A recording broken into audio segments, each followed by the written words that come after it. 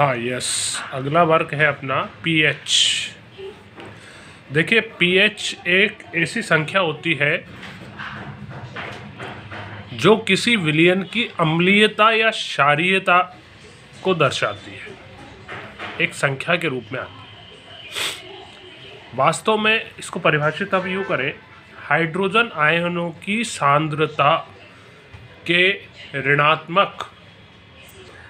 ऋणात्मक लघुगणक को विलयन की पीएच कहते हैं। लघुगणक LOG है ना, लॉग,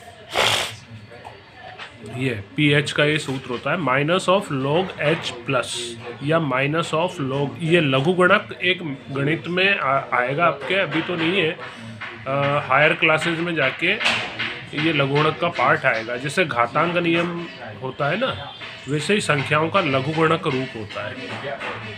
तो हाइड्रोजन आयनों की सांद्रता के ऋणात्मक लघुगणक या हाइड्रोनियम आयन भी ले सकते हैं, माइनस लॉग H3O प्लस। तो ये हाइड्रोजन या हाइड्रोनियम आयन की जो सांद्रता होती है, इससे तो व्यतक्रमानुपाती होता है, जबकि हाइड्रोक्सिल ऋणात्मक जो आयन होते हैं माइनस, इन आयनों की सांद्रता के समानुपाती होती है संख्या। तो हाइड्रोजन आयनों की व्युत्क्रमानुपाती होने का मतलब, अगर हाइड्रोजन की सांद्रता ज़्यादा होगी तो पीएच कम आएगा, और अगर सांद्रता कम है तो पीएच ज़्यादा आएगा, उल्टा है। जबकि OH आयनों की सांद्रता के तो समानुपाती है। तो अगर ये आयन की सांद्रता ज़्यादा है तो पीएच भी ज़्यादा है, OH आयनों की सांद्रता कम है तो पीएच भी कम है ना। तो ये नोट में ये बात ही मैंने लिखी है ना। अब हम बात करते हैं पीएच स्केल की। हाँ देखिए, किसी भी विलयन में उपस्थित हाइड्रोजन अथवा हाइड्रोक्सिल आयनों OH आयन की सांद्रता ज्ञात करने के लिए बनाया गया एक स्केल है, इसको पीएच स्केल कहते हैं। इसमें पीएच में जो P अक्षर है, इसका अर्थ होता है पुशांश, इसको दर्शाता है। ये एक जर्मन शब्द है जिसका अर्थ होता है शक्ति से, और अक्षर जो दूसरा है H, ये बताता है हाइड्रोजन आयन की सांद्रता, इसको व्यक्त करता है। तो ये जो पीएच स्केल है आपका, ये 7 उदासीन विलयन का पीएच है, इधर 0 प्रबल अम्ल का पीएच होता है, और इधर 14 प्रबल क्षार की पीएच होती है ना। तो इधर जैसे ही बढ़ोगे आप 7 से आगे तो क्षारीय प्रकृति बढ़ेगी, और इधर आओगे 0 की तरफ तो अम्लीय प्रकृति बढ़ती जाएगी।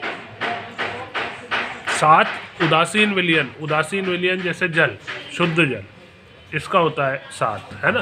तो पीएच स्केल के द्वारा 0 यानी प्रबल अम्ल से 14 प्रबल क्षार तक की पीएच ज्ञात की जा सकती है।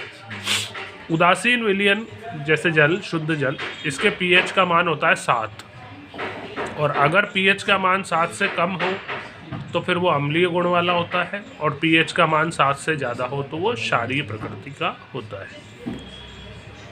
जैसे हाइड्रोक्लोरिक अम्ल HCl, ये प्रबल अम्ल है, इसकी पीएच होती है 0।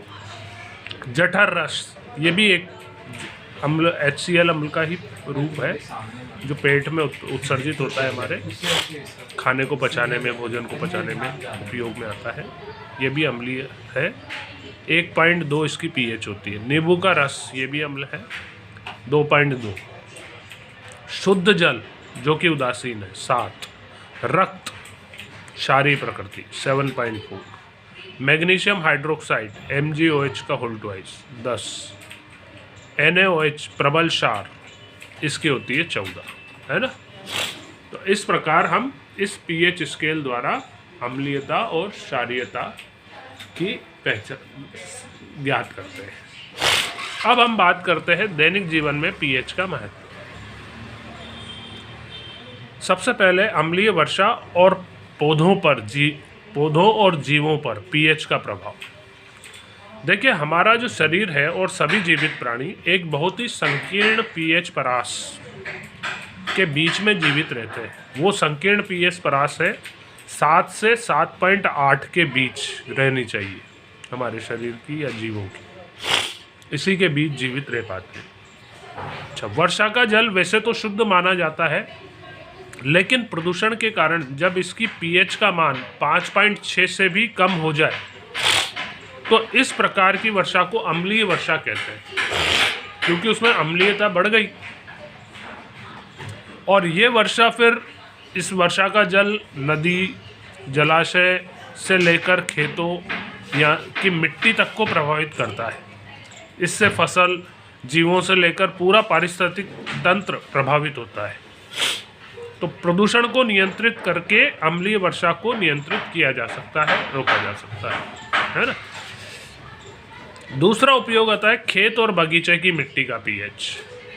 देखिए, मृदा की पीएच का मान ज्ञात करके और मिट्टी में बोई जाने वाली फसलों का चयन किया जा सकता है और उपयुक्त उर्वरक का प्रयोग करके निर्धारित किया जा सकता है कि हाँ भाई, यहाँ पे कौन सी फसल बोनी चाहिए जिससे उस फसल की अच्छी प्राप्ति हो सके। तो ये बात भी मिट्टी की पीएच पर निर्भर करती है, जो उसी के ऊपर आकलित करके और उर्वरकों का प्रयोग किया जाता है।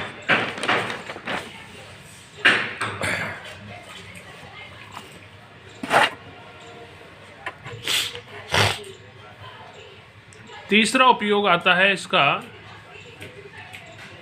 पाचन तंत्र पर पीएच का प्रभाव। देखिए, हम जो भोजन ग्रहण करते हैं उस भोजन को पचाने के लिए हमारे उदर पेट में उपस्थित जठर रस नियंत्रित मात्रा में HCl अम्ल उत्सर्जित करता है, हाइड्रोक्लोरिक अम्ल, जो अपने उदर पेट को हानि पहुंचाए बिना हम भोजन को पचाने में सहायक होता है।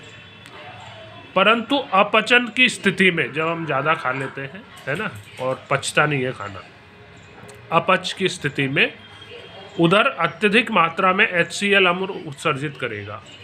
भाई वो कोशिश तो करता है कि भाई पचाने की, उसके कारण वो ज़्यादा मात्रा में HCl अम्ल उत्सर्जित करने लगता है, लेकिन उस अधिक अम्ल की कारण फिर हमारे पेट उदर में दर्द और जलन का अनुभव होता है।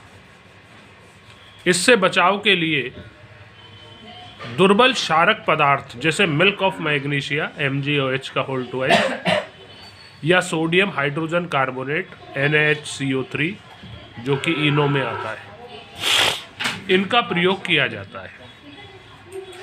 तो ये क्या करते हैं, अम्ल की जो अधिक मात्रा है उससे क्रिया करके, अम्ल और क्षार क्रिया करके उदासीन हो जाते हैं, है ना, उदासीनीकरण अभिक्रिया कर देते हैं, तो उस अधिक मात्रा को उदासीन कर देते हैं।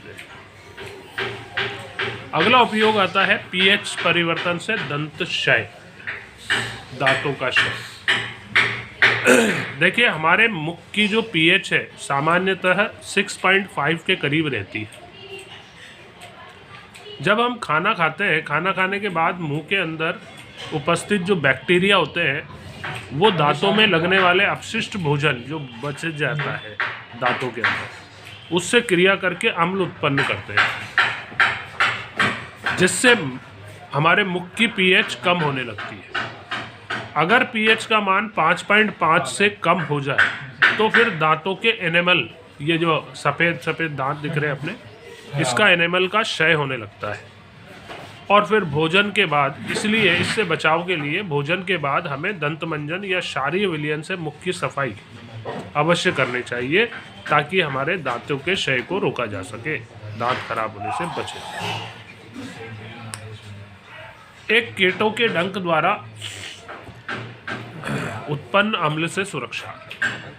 भाई जैसे कुछ कीट है, मधुमक्खी है, चींटी है या मकोड़े हैं, इन कीटों के डंक से अम्ल उत्सर्जित होता है जो हमारी त्वचा के संपर्क में आता है, तो इसके कारण त्वचा में जलन और दर्द होता है। उसी समय अगर हम उस स्थान पर क्षारीय लवण जैसे NaHCO3 सोडियम हाइड्रोजन कार्बोनेट या चूने का पानी CaOH का होल 2H, इसका प्रयोग अगर वहाँ पर कर दे, उस जगह पर, उस स्थान पर लगा दे, तो अम्ल का प्रभाव उदासीन हो जाएगा, तो उससे जलन लगेगी, है ना। ऐसा करके हम इसका उपयोग कर सकते हैं, ठीक है। तो ये है पीएच का महत्व। तो यहाँ तक का आप अच्छी तरह से करके रखें, याद करके रखें, है ना। आगे फिर लेंगे दैनिक जीवन में उपयोगी यौगिकों के।